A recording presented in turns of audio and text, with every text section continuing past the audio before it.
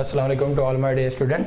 आज का जो हमारा लेक्चर है वो हाइड्रोजन बॉन्डिंग के ऊपर है कि हाइड्रोजन बॉन्डिंग के लिहाज से हमें किसी भी तरह का एमसीक्यूज आ जाए, लॉन्ग क्वेश्चन की फॉर्म में आ जाए, किसी भी फॉर्म में आ जाए तो हम इजीली उसको अटैम्प्ट कर सकते हैं। तो उसको डिस्कस करने से पहले मैंने यहाँ पे एक गिफ्ट ऐड किया है और इस गिफ्ट से हमारा कोई भी एमसीक्यूज और कोई भी जो है वो इवन के डेफिनेशन, लॉन्ग क्वेश्चन, हर चीज़ इसी से क्लियर हो जानी है।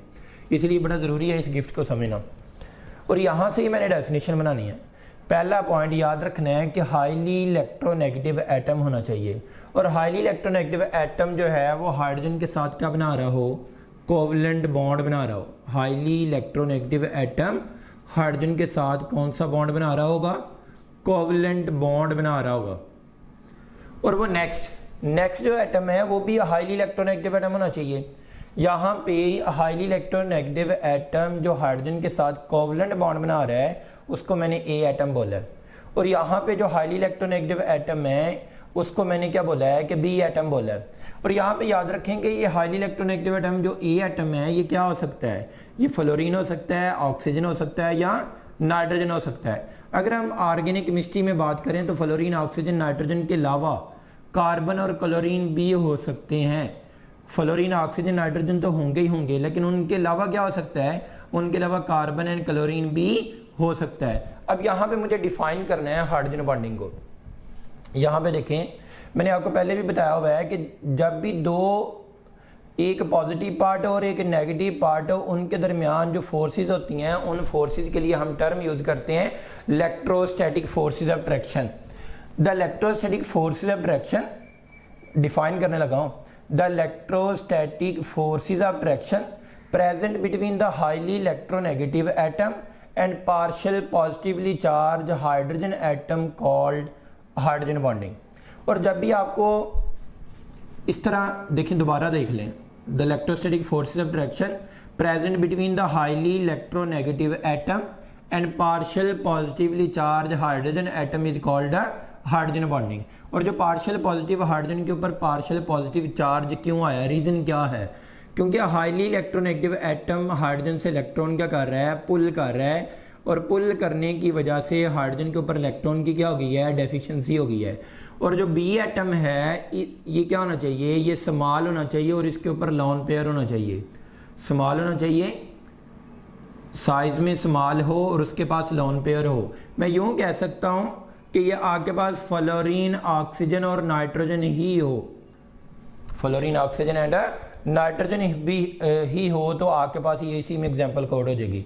और आप और इजी कर लेते हैं कि जब भी आपके पास FH OH NH, दोबारा रिपीट कर रहा हूं, जब भी FH OH NH किसी भी स्पीशीज में आ जाएगा तो कन्फर्म है कि उसमें क्या प्रेजेंट है, हाइड्रोजन बॉन्डिंग का प्रेजेंट है, क्योंकि ये उसके ऊपर अप्लाई हो रहा है कि हाइड्रोजन बॉन्डिंग इसमें है या नहीं है। तो पहले सबसे पहले हमें ये देखना हो कि hydrogen bonding also the type of intermolecular forces of attraction. अब हाइड्रोजन बॉन्डिंग का और वैन डर वाल्स फोर्सेस का और प्राइमरी फोर्सेस, इन सभी का कंपैरिजन करना है। तो सबसे ज़्यादा जो स्ट्रॉन्ग फोर्सेस होती हैं वो प्राइमरी फोर्सेस होती हैं। सबसे स्ट्रॉन्ग फोर्सेस कौन सी होती हैं, प्राइमरी फोर्सेस। प्राइमरी फोर्सेस कौन सी फोर्सेस होती हैं, ionic bonding, covalent bonding, metallic bonding, ये प्राइमरी फोर्सेस हैं जिनमें इलेक्ट्रॉन की इन्वॉल्वमेंट हो रही होती है, वो प्राइमरी फोर्सेस होती हैं। प्राइमरी फोर्सेस की जो बॉन्ड एनर्जी होती है, प्राइमरी फोर्सेस की जो बॉन्ड एनर्जी होती है वो अप्रॉक्सीमेटली 200 किलोजॉल पर मोल की रेंज में होती है। उसके बाद कौन सी फोर्सेस आती हैं, हाइड्रोजन बॉन्डिंग आती है। हाइड्रोजन बॉन्डिंग इनसे वीक होती हैं और हाइड्रोजन बॉन्डिंग की जो बॉन्ड एनर्जी होती है वो अप्रॉक्सीमेटली 8 to 42 किलोजॉल पर मोल की रेंज में होती हैं। उनके बाद कौन सी फोर्सेस आती हैं, उनके बाद वैन डर वाल्स फोर्सेस आती हैं। वैन डर वाल्स फोर्सेस के लिए अगर डिटेल में देखने के लिए लेक्चर जो है मैंने ऑलरेडी इसके ऊपर अपलोड कर दिया हुआ है। आपने वैन डर वाल्स फोर्सेस के ऊपर पूरा कंप्लीट मेरा लेक्चर है, उसमें उनकी डिटेल क्या क्या है, उनकी डिटेल सब जो है वो हर चीज़ मेंशन की हुई है। वैन डर वाल्स फोर्सेस की जो एनर्जी होती है, ये बॉन्ड एनर्जी जो होती है, ये आपके पास लेस देन और इक्वल टू 8 किलो जॉल पर मोल के इक्वल होती है। तो इसका मतलब है कि सबसे वीक फोर्सेस जो होती हैं वो वैन डर वाल फोर्सेस होती हैं, उनसे स्ट्रॉन्ग हाइड्रोजन बॉन्डिंग होती हैं और हाइड्रोजन बॉन्डिंग से स्ट्रॉन्ग प्राइमरी फोर्सेस होती हैं। और इनकी वजह से क्या होती है, फिजिकल प्रॉपर्टीज चेंज होती है। इनकी वजह से कौन सी, इनको सेकेंडरी फोर्सेस भी कहते हैं। और सेकेंडरी फोर्सेस की वजह से फिजिकल प्रॉपर्टीज चेंज होती हैं। फिजिकल प्रॉपर्टीज कौन सी, जैसे मेल्टिंग पॉइंट है, बॉइलिंग पॉइंट है, वेपोरेशन है, वेपर प्रेशर है, वोलेटिलिटी है, ये सारी की सारी कौन सी जो है वो प्रॉपर्टीज़ हैं, फिजिकल प्रॉपर्टीज़ हैं। तो इन फिजिकल प्रॉपर्टीज़ को कौन कंट्रोल करती हैं, hydrogen bonding and van der वाल फोर्सेस जो है वो कंट्रोल करती हैं।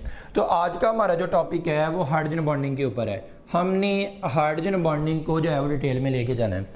तो हाइड्रोजन बॉन्डिंग को डिस्कस करने से पहले इसकी स्ट्रेंथ को हम जो है वो डिस्कस करते हैं। Strength of hydrogen bond, strength of hydrogen bond, strength of hydrogen bond किस पे डिपेंड करता है, हाइड्रोजन बॉन्ड की जो स्ट्रेंथ है वो किस पे डिपेंड करती है। हाइड्रोजन बॉन्ड की जो स्ट्रेंथ है वो directly proportional to electronegativity of A atom. A atom की इलेक्ट्रोनेगेटिविटी के क्या होता है, डायरेक्ट होता है, and inversely proportional to electronegativity of B atom. ध्यान से इस पॉइंट को समझिएगा। स्ट्रेंथ ऑफ हाइड्रोजन बॉन्ड जो होता है वो directly proportional to electronegativity of A atom. A atom कौन सा है, जो हाइड्रोजन के साथ कोवलेंट बॉन्ड बना रहा है, this is the A atom. और बी एटम कौन सा है, जो हाईली इलेक्ट्रोनेगेटिव एटम है, जो हाइड्रोजन के साथ हाइड्रोजन बॉन्डिंग बना रहा है। तो ये दो एटम का जो है वो स्ट्रेंथ, अगर हमने स्ट्रेंथ ऑफ हाइड्रोजन बॉन्ड देखनी हो तो वो आपके पास हम कैसे देख सकते हैं, जैसे इसमें एग्जांपल कोड कर लेते हैं। इलेक्ट्रोनेगेटिविटी ऑफ ए एटम की अगर हम बात करें तो सबसे ज़्यादा स्ट्रॉन्ग हाइड्रोजन बॉन्ड किस में होगा, HF का बॉन्ड जो है वो सबसे ज़्यादा स्ट्रॉन्ग होगा। HF के बाद जो बॉन्ड नेक्स्ट बनेगा वो आपके पास OH का बॉन्ड सबसे ज़्यादा स्ट्रॉन्ग होगा। OH के बॉन्ड के बाद NH की जो हाइड्रोजन बॉन्डिंग है वो सबसे ज़्यादा स्ट्रॉन्ग होगी। स्ट्रेंथ ऑफ हाइड्रोजन बॉन्ड को देखें तो सबसे ज़्यादा जो स्ट्रेंथ है वो HF बॉन्ड की स्ट्रेंथ है। HF बॉन्ड जब नेक्स्ट हाइड्रोजन बॉन्ड बनाएगा जिसके साथ, तो इसका ये वाला बॉन्ड जो है वो ज़्यादा स्ट्रॉन्ग होगा। उसके बाद OH है और उसके बाद NH है। इनमें FON क्या है, ए एटम है। तो जितनी इलेक्ट्रोनेगेटिविटी ज़्यादा होगी उतनी हाइड्रोजन बॉन्ड की स्ट्रेंथ क्या होगी, ज़्यादा होगी। इसको और हम इसको जस्टिफाई करने के लिए एक एग्जांपल लेते हैं।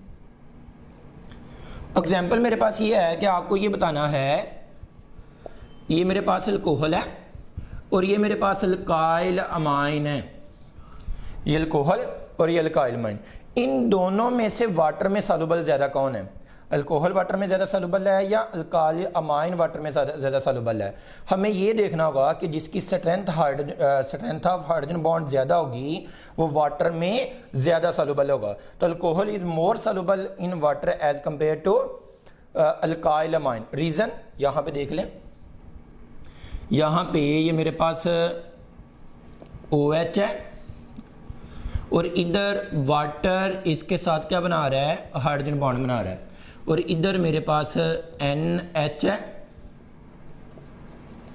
और वाटर इसके साथ क्या बना रहा है, हाइड्रोजन बॉन्डिंग बना रहा है।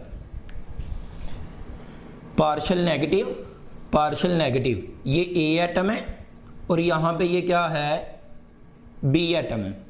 अब यहाँ पे इधर ये A एटम है और यहाँ पे ये क्या है, B एटम है। मैंने आपको यहाँ से ये बताया था कि इन दोनों में से वाटर में ज़्यादा सॉल्युबल कौन सा होगा। यहाँ पे अल्कोहल जो है, इस वाला ये वाला जो बॉन्ड है ये ज़्यादा स्ट्रॉन्ग बॉन्ड है as compare to this bond. ये भी हाइड्रोजन बॉन्ड बन रहा है और ये भी क्या बन रहा है, हाइड्रोजन बॉन्ड बन रहा है। हमसे ये पूछा हुआ है कि कौन सा हाइड्रोजन बॉन्ड ज़्यादा स्ट्रॉन्ग है। जितनी ए एटम की इलेक्ट्रोनेगेटिविटी ज़्यादा होगी उतनी हाइड्रोजन बॉन्ड की स्ट्रेंथ क्या होगी, ज़्यादा होगी। यहाँ पे नाइट्रोजन है और यहाँ पे ऑक्सीजन है। ऑक्सीजन और नाइट्रोजन में से इलेक्ट्रोनेगेटिविटी किसकी ज़्यादा है, ऑक्सीजन की इलेक्ट्रोनेगेटिविटी ज़्यादा है। तो इसलिए alcohol is more soluble in water as compare to alkyl amine. तो इसका मतलब है कि अल्कोहल और अमाइन में पूछा जाए तो अल्कोहल वाटर में क्या होती हैं, ज़्यादा सॉल्युबल होती हैं। बट एक बात याद रखनी है कि दोनों में नंबर ऑफ कार्बन एटम क्या हों, सेम हो। तो दोनों में number of carbon atom same हो तो हम यहाँ पे ये देख सकते हैं कि स्ट्रेंथ ऑफ हाइड्रोजन बॉन्ड जो है वो directly proportional to electronegativity of A atom and inversely proportional to electronegativity of B atom के इनवर्स होता है। उसके बाद यहाँ पे अगर हम नेक्स्ट देखें कि हमें ये देखना हो कि number of hydrogen bond per molecule निकालने हों, number of hydrogen bond per molecule, number of hydrogen bond per molecule बताने हों कितने हैं, ये हमें क्यों ज़रूरी है। जितने number of hydrogen bond per molecule ज़्यादा होते हैं उतनी हाइड्रोजन बॉन्डिंग ज़्यादा होती है, जितनी हाइड्रोजन बॉन्डिंग ज़्यादा होती है उतनी सॉल्युबिलिटी ज़्यादा होती है। याद रख लें, जितनी हाइड्रोजन बॉन्डिंग ज़्यादा उतनी सॉल्युबिलिटी वाटर में क्या होगी, ज़्यादा होगी, और जितनी हाइड्रोजन बॉन्डिंग ज़्यादा होगी उतना melting point and boiling point क्या होगा, ज़्यादा होगा, उतनी इंथाल्पी ऑफ वेपराइजेशन या इंथाल्पी ऑफ सब्लिमेशन उस मॉलिक्यूल की या इंथाल्पी ऑफ फ्यूजन उस मॉलिक्यूल की क्या होगी, ज़्यादा होगी। जितनी हाइड्रोजन बॉन्डिंग ज़्यादा होगी उतनी सॉल्युबिलिटी ज़्यादा होगी, जितनी हाइड्रोजन बॉन्डिंग ज़्यादा होगी उतना मेल्टिंग एंड बॉइलिंग पॉइंट ज़्यादा होगा, enthalpy of vaporization sublimation fusion है, सारे फैक्टर क्या होंगे, ज़्यादा होंगे। इसलिए हमें पता करना होगा कि number of hydrogen bond per molecule कैसे कैलकुलेट करने हैं। तो मैं यहाँ पे एग्जांपल लेता हूँ, एक मेरे पास HF है,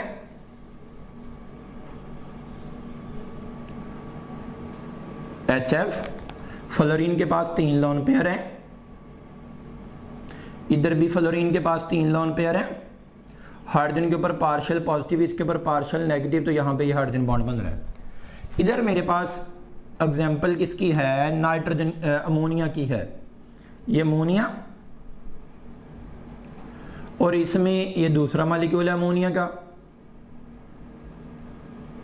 पार्शियल नेगेटिव और सॉरी पार्शियल पॉजिटिव है, इसके ऊपर पार्शियल पॉजिटिव, इसके ऊपर पार्शियल पॉजिटिव, और नाइट्रोजन के ऊपर पार्शियल है नेगेटिव। और यहाँ पे ये जो आ रही हैं ये वाली जो बॉन्डिंग है ये हाइड्रोजन बॉन्डिंग है, पार्शियल नेगेटिव और हाइड्रोजन के पास, मतलब सेम लाइक ये कह सकते हैं कि ये आपके पास ए एटम है और ये कौन सा एटम है, बी एटम है। ए एटम हाइड्रोजन के साथ कोवलेंट बॉन्ड बना रहा है और बी एटम हाइड्रोजन के साथ हाइड्रोजन बॉन्डिंग बना रहा है, तो यहाँ पे ये हाइड्रोजन बॉन्डिंग है।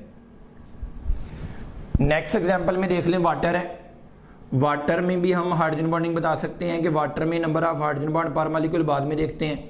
इसके पास ये 2 लोन पेयर है, इधर ये 2 लोन पेयर है, और इसके ऊपर पार्शियल पॉजिटिव और यहाँ पे पार्शियल नेगेटिव, इधर भी पार्शियल पॉजिटिव और यहाँ पे नेगेटिव, तो ये आपके पास ये जो डॉटेड लाइन है that is the hydrogen bonding, ये हाइड्रोजन बॉन्डिंग है, ये हाइड्रोजन बॉन्ड बन रहा है और ये हाइड्रोजन बॉन्ड बन रहा है। मुझे ये देखना है कि number of hydrogen bond per molecule जो है वो कितने कितने हैं।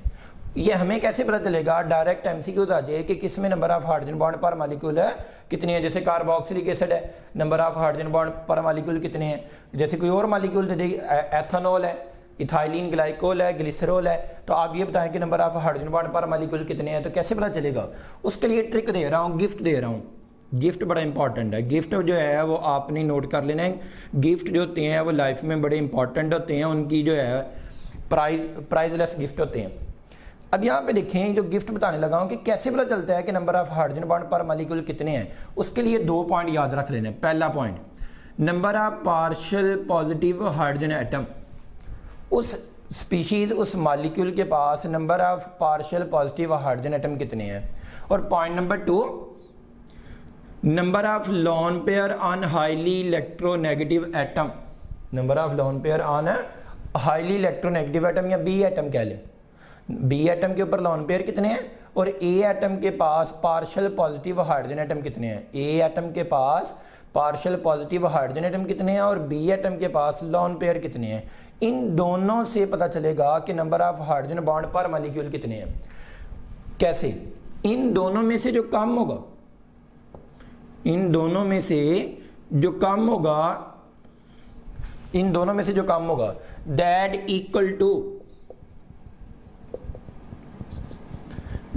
Equal to number of hydrogen bond per molecule, that equal to number of hydrogen bond per molecule. देख लेते हैं एग्जांपल, देख लेते हैं। जैसे हमने ऊपर वाले एग्जांपल में किया हुआ है, HF में number of hydrogen bond per molecule कितने हैं।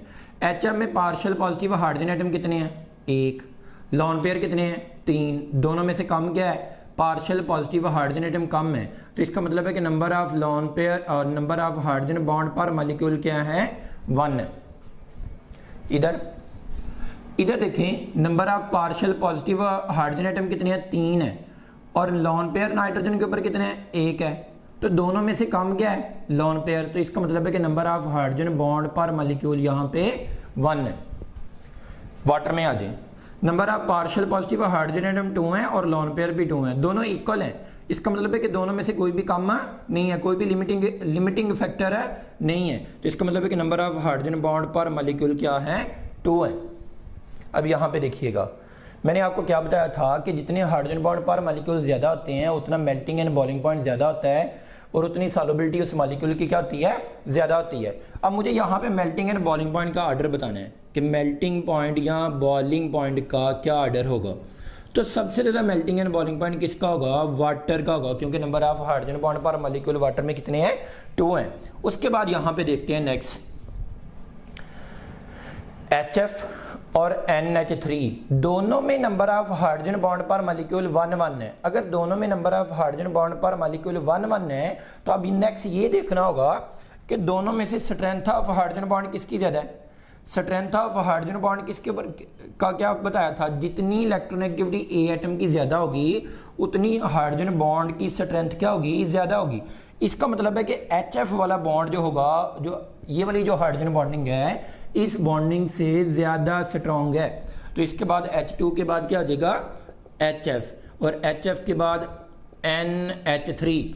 This is the important MCQs, आपसे पूछ सकता है कि आप ये बताएं कि इनमें से हाइड्रोजन बॉन्डिंग सबसे ज़्यादा किस में है। तो हम बता सकते हैं कि सबसे ज़्यादा melting and boiling point water का है, फिर उसके बाद HF का है और उसके बाद NH3 का है।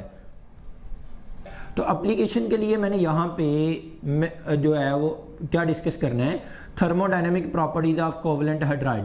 Thermodynamic properties of covalent hydride को मैं यूँ लिख सकता हूँ, melting and boiling point of covalent hydrides,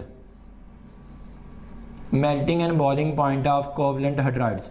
melting and boiling point of covalent hydrides का MCQs UHS में 2017 में ग्राफ की फॉर्म में आया हुआ है।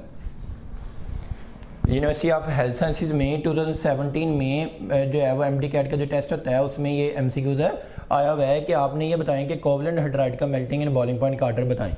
तो यहाँ पे कोवलेंट हाइड्राइड में से मैं सबसे पहले जो है वो ग्रुप नंबर 4 को डिस्कस करता हूँ। ग्रुप नंबर जो 4A है उसमें कार्बन, सिलिकॉन,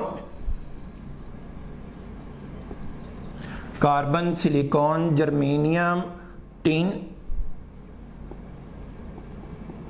इनमें देखें, इनमें टॉप टू बॉटम साइज क्या हो रहा है, इंक्रीज हो रहा है। अगर साइज इंक्रीज हो रहा है तो पोलराइजेबिलिटी, वैन डर वाल फोर्सेस क्या हो रही हैं, इंक्रीज हो रही हैं। साइज इंक्रीज हो रहा है तो पोलराइजेबिलिटी इंक्रीज हो रही है, लंडन डिस्पर्शन फोर्सेस है इंक्रीज हो रही हैं।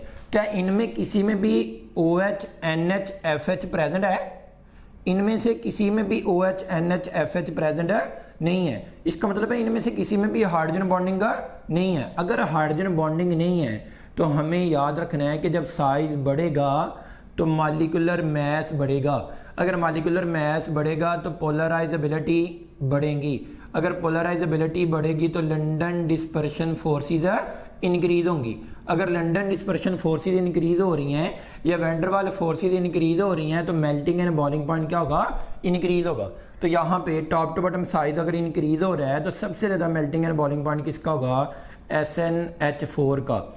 उसके बाद GeH4 और उसके बाद SiH4 और लास्ट पे जो है वो किसका होगा, मीथेन का होगा। अगर आपसे पूछा जाए कि किसका मेल्टिंग एंड बॉइलिंग पॉइंट ज़्यादा है तो यहाँ पे हाइड्रोजन बॉन्डिंग नहीं है। जब हाइड्रोजन बॉन्डिंग नहीं है तो ओनली रोल कौन प्ले कर रहा है, वैन डर वाल फोर्सेस जो है वो रोल प्ले कर रही हैं। तो वैन डर वाल फोर्सेस की वजह से मेल्टिंग एंड बॉइलिंग पॉइंट इसका ज़्यादा होगा ये, और इसका मेल्टिंग एंड बॉइलिंग पॉइंट कम होगा क्योंकि इसका मॉलिक्यूलर मैस कम है, इसका साइज कम है, इसमें पोलराइजेबिलिटी कम है। अगर हम नेक्स्ट ग्रुप नंबर को देख लेते हैं, ग्रुप नंबर जो 6A है, ग्रुप नंबर 6A को देख लेते हैं। मैंने 2-3 ग्रुप यहाँ पे डिस्कस करने हैं। ग्रुप नंबर 6A में देखें कि ग्रुप नंबर 6A में ऑक्सीजन है, oxygen, sulphur, selenium, टिलोरियम, H2, H2S, H2SE, H2TE। अब यहाँ पे देखें इस ग्रुप के हाइड्राइड में देखना है कि इस ग्रुप के हाइड्राइड में किसी में OH, NH, FH प्रेजेंट है। यस, वाटर में ये प्रेजेंट है, तो वाटर में हाइड्रोजन बॉन्डिंग प्रेजेंट है। अगर वाटर में हाइड्रोजन बॉन्डिंग प्रेजेंट है तो वाटर का मेल्टिंग एंड बॉइलिंग पॉइंट क्या होगा, ज़्यादा होगा। और इन सब में हाइड्रोजन बॉन्डिंग प्रेजेंट नहीं है। अगर इन सब में हाइड्रोजन बॉन्डिंग प्रेजेंट नहीं है तो इनमें कौन सी बॉन्डिंग प्रेजेंट है, लंदन डिस्पर्शन फोर्सेस प्रेजेंट है। तो लंदन डिस्पर्शन फोर्सेस किसके ऊपर डिपेंड करती हैं, साइज के ऊपर डिपेंड करती हैं। तो सबसे ज़्यादा बॉइलिंग पॉइंट वाटर का क्यों ज़्यादा है, वाटर में क्या प्रेजेंट है, हाइड्रोजन बॉन्डिंग। तो हाइड्रोजन बॉन्डिंग की स्ट्रेंथ LDF से क्या होती है, बहुत ज़्यादा होती है। तो अब यहाँ पे इसका मतलब है कि इसके बाद किसका आएगा, H2TE, फिर उसके बाद H2SE और लास्ट पे H2S। रीजन देख लें, इन सब में लंदन डिस्पर्शन फोर्सेस प्रेजेंट है, वैन डर वाल फोर्सेस प्रेजेंट है, मॉलिक्यूलर मास बढ़ रहा है तो मेल्टिंग एंड बॉइलिंग पॉइंट बढ़ रहा है। तो इसका मतलब है कि सबसे ज़्यादा मेल्टिंग एंड बॉइलिंग पॉइंट इसका है, फिर इसका है, फिर इसका है। और इसको तो सबसे लास्ट पे आना चाहिए था, सबसे ये लास्ट पे क्यों नहीं गया, वाटर को यहाँ पे आना चाहिए था अगर हम साइज के लिहाज से देखते तो, लेकिन वाटर पहले क्यों आया, ड्यू टू हाइड्रोजन बॉन्डिंग। तो जब भी कोई MCQs आए इस तरह का वैन डर वाल फोर्सेस या इंटरमॉलिक्यूलर फोर्सेस ऑफ अट्रैक्शन से फिजिकल प्रॉपर्टीज पूछे तो आपने पहले ये कंफर्म करना है कि क्या उस मॉलिक्यूल में हाइड्रोजन बॉन्डिंग प्रेजेंट है। अगर मॉलिक्यूल में हाइड्रोजन बॉन्डिंग प्रेजेंट है तो उसका मेल्टिंग एंड बॉइलिंग पॉइंट क्या होगा, ज्यादा होगा। नेक्स्ट एग्जांपल देख लेते हैं। ग्रुप नंबर पहले मैंने 4A को डिस्कस किया, अब मैं 7A और 6A को डिस्कस किया है। अब मैं 7A को डिस्कस कर लेता हूँ, ये 6A था। अब 7A में क्या है, फ्लोरीन है, क्लोरीन है, ब्रोमीन है और आयोडीन है। हमने इनके हाइड्राइड डिस्कस करने थे, तो HF, HCl, HBr और HI। इसमें क्या प्रेजेंट है, हाइड्रोजन बॉन्डिंग किसमें प्रेजेंट है, HF में हाइड्रोजन बॉन्डिंग प्रेजेंट है, तो HF सबसे पहले आएगा। HF के बाद यहाँ पे हाइड्रोजन बॉन्डिंग प्रेजेंट है नहीं है। जब हाइड्रोजन बॉन्डिंग प्रेजेंट नहीं है तो इसका मतलब है कि इनमें वैन डर वाल फोर्सेस अप्लाई हो रही हैं। तो सब मॉलिक्यूलर मास किसका ज़्यादा है, HI का ज़्यादा है। तो HI, फिर HBr और फिर HCl। इसका मतलब है कि HF लिक्विड है, HF क्या है, लिक्विड है, और ये सारी के सारी क्या हैं, गैसेज हैं। अब यहाँ पे HF का मेल्टिंग एंड बॉइलिंग पॉइंट क्यों ज़्यादा है, क्योंकि आपके पास इसमें हाइड्रोजन बॉन्डिंग प्रेजेंट है और इनमें क्या है, इनमें वैन डर वाल फोर्सेस हैं। तो यहाँ पे 2-3 MCQ पूछ सकता है कि आपसे ये पूछे कि which one of the following having highest melting and boiling point, तो HF। Which one of the following having highest volatility, तो HCl। ज़्यादा वोलेटाइल कौन है, HCl। ज़्यादा मेल्टिंग एंड बॉइलिंग पॉइंट किसका है, HF का। तो ये आपके पास मैंने मेल्टिंग एंड बॉइलिंग पॉइंट के लिहाज से पॉइंट बताया है कि कैसे हमें पता चलता है।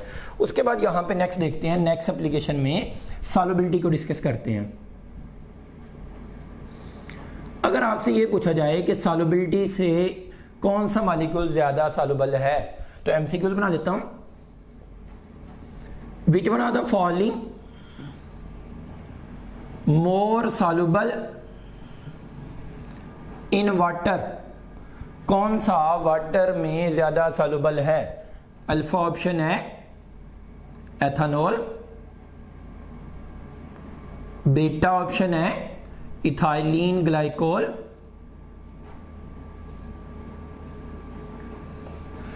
चार्ली ऑप्शन है ग्लिसरॉल,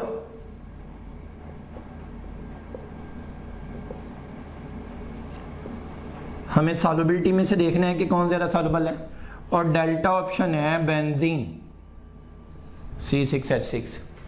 कौन ज़्यादा वाटर में सॉल्युबल है, which one of the following is more soluble in water.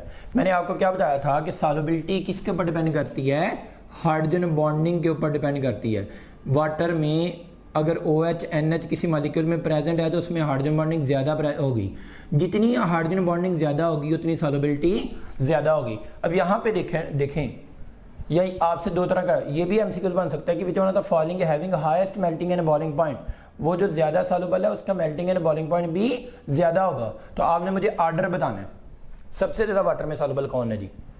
Video को पॉज कर लें, रोक के आप देखें और देखने के बाद मुझे जो है वो आंसर करें, कमेंट में आंसर करें, बताएं कि सर इसका आंसर ये है।